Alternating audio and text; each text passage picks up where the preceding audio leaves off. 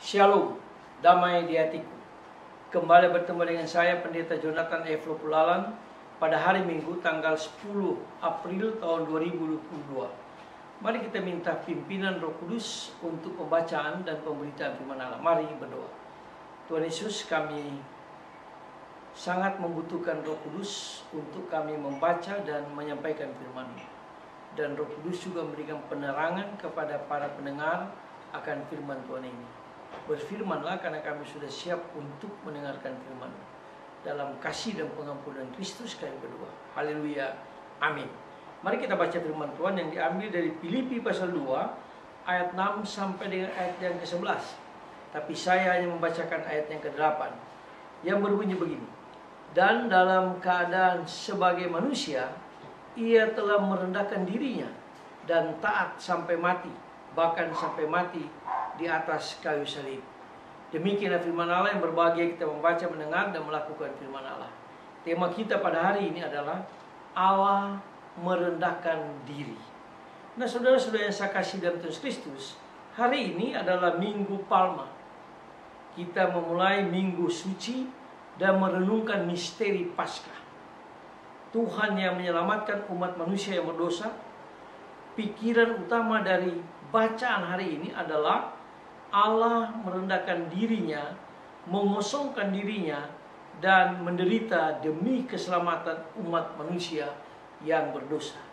Nah, saudara-saudara yang saya kasih dalam Tuhan Kristus, dalam bacaan Filipi tadi, dengan mendengar tentang seorang hamba Tuhan yang sangat menderita.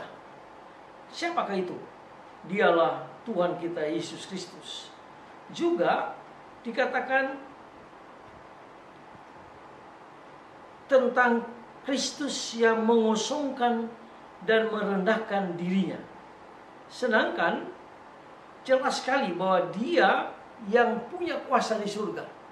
Dia meninggalkan surga, mengosongkan dirinya, lalu datang menjadi manusia. Namun kemanusiaan Kristus, manusia yang tanpa dosa. Itu juga dijelaskan dalam 2 Korintus pasal 5 ayat yang ke-21.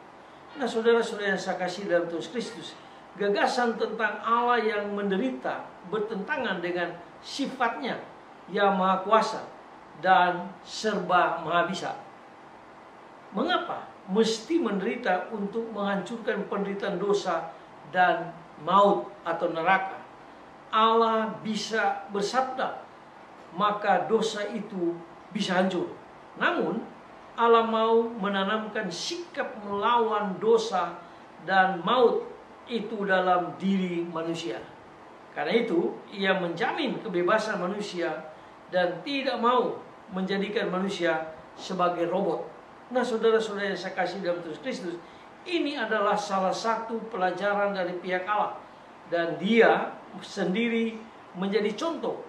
Ia memasuki dirinya dalam rantai dosa dan menghancurkan roh dosa itu dari dalam. Ia memutuskan logika dan proses terbentuknya dosa dan menghancurkan roh dosa itu di dalam dirinya. Nah, saudara-saudara yang saya kasih dalam Tuhan Kristus, ia sekali lagi, ia memutuskan logika dan proses terbentuknya dosa yang antara lain terlihat dan terbaca dalam keinginan untuk memiliki semua dan menyelamatkan diri dengan semuanya itu. Jawabannya, Allah adalah mengosongkan diri.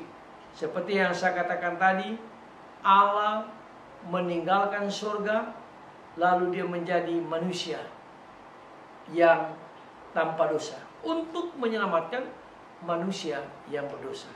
Dengan kata lain, Allah dia sungguh-sungguh merendahkan diri. Marilah kita sebagai umat yang percaya pada Kristus, kita belajar teladan Yesus, lalu kita harus selalu merendahkan diri di hadapan Tuhan maupun di hadapan sesama kita. Mari kita tunduk kepala, kita berdoa. Tuhan Yesus, terima kasih karena Allah dalam Kristus meninggalkan surga, mengosongkan diri, menjadi sama dengan manusia, sekalipun Kristus tidak berbuat dosa, hanya untuk menyelamatkan manusia berdosa.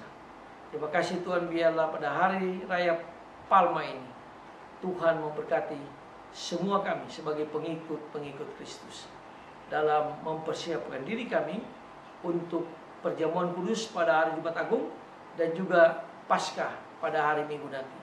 Dalam nama Tuhan Yesus kami berdoa dan bersyukur. Haleluya. Amin. Sampai kita ketemu pada kesempatan yang lain.